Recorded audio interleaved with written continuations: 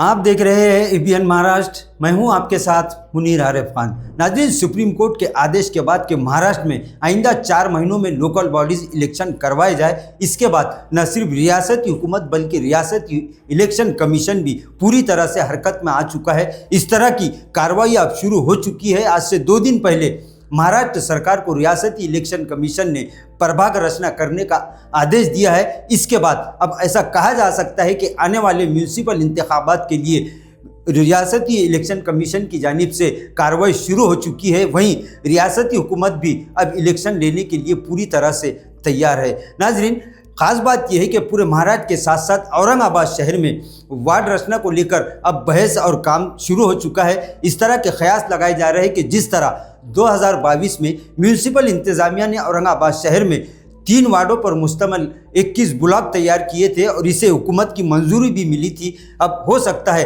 कि इसी के मुताबिक औरंगाबाद म्यूनिसिपल कॉरपोरेशन इलेक्शन करवाए जाए, लेकिन इसका आखिरी फैसला रियासती हुकूमत और रियासती इलेक्शन कमीशन करेगा। अब सबकी निगाहें इसी पर टिकी हुई है कि जहां पूरे महाराष्ट्र में इलेक्शन होने हैं, वहीं औरंगाबाद शहर में 3 वार्डों पर मुश्तमिल प्रभाग बनाया जाता है या 4 वार्डों पर मुश्तमिल एक ब्लॉक होता है या फिर सिंगल वार्ड के मुताबिक इलेक्शन करवाए जाते हैं। इस मामले को लेकर अब भी सस्पेंस बना हुआ है। लेकिन जिस तरह से सुप्रीम कोर्ट के आदेश मिलने के बाद रियासती इलेक्शन कमीशन ने महाराष्ट्र सरकार को इलेक्शन की तैयारियां शुरू करने के लिए आदेश दे दिए है, यानी प्रभाग रचना तैयार करने का हुक्म रियासती हुकूमत को दिया जा चुका है, जिसके बाद अब ये पूरी तरह से वाज़ेह और साफ हो चुका है कि अब इलेक्शन की तैयारियां शुरू हो चुकी है। वहीं इस मामले को लेकर तमाम सियासी पार्टियां और खासकर आजी माजी भावी नगर सेवक और ख्वाहिशमंद उम्मीदवार अब पूरी तरह से जनता की सेवा के लिए नाज़रीन रास्तों पर नजर आ रहे हैं। औरंगाबाद शहर की अगर बात की जाए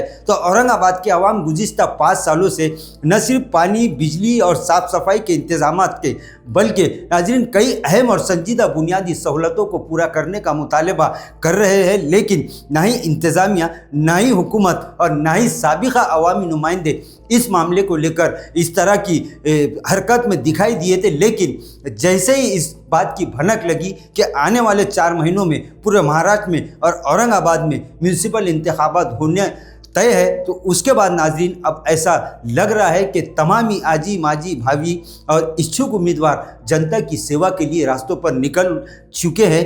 गुज़िश्ता कई सालों से सबसे अहम मसला औरंगाबाद शहर में पानी का मसला नाज़रीन दिन ब दिन संगीन होता जा रहा है, लेकिन किसी ने इतनी ताकत से आवाज़ नहीं उठाई। लेकिन आप देख रहे होंगे कि गुज़िश्ता 10-15 दिनों से तमाम ही सियासी पार्टियां औरंगाबाद शहर में इस पानी के मसले को लेकर पूरी तरह से रास्तों पर उतर चुकी है। सियासत गर्म हो चुकी है, जिस पर भी अब जनता की जानिब से सवाल उठाए जा रहे हैं। अवाम का ये कहना है कि इतनी ताकत से आवाज़ अगर 5 साल पहले उठाई जाती तो आज औरंगाबाद शहर की आवाम को पानी के लिए और बिजली के लिए दर बदर की ठोकरें नहीं खाना पड़ती। नाज़रीन, खैर आने वाले चंद दिनों में रियासती हुकूमत किसी भी वक्त इलेक्शन का प्रोग्राम जाहिर कर सकती है और ये बात तो तय है कि बरसात के बाद यानी अक्टूबर में महाराष्ट्र के साथ साथ औरंगाबाद शहर में भी म्यूनिसिपल कॉरपोरेशन इलेक्शन होना तकरीबन लगभग तय है। अब इसी की तैयारियों में तमाम सियासी पार्टियां और नेता जुट चुके हैं, लेकिन वहीं जनता का ये कहना है कि इस मर्तबा वो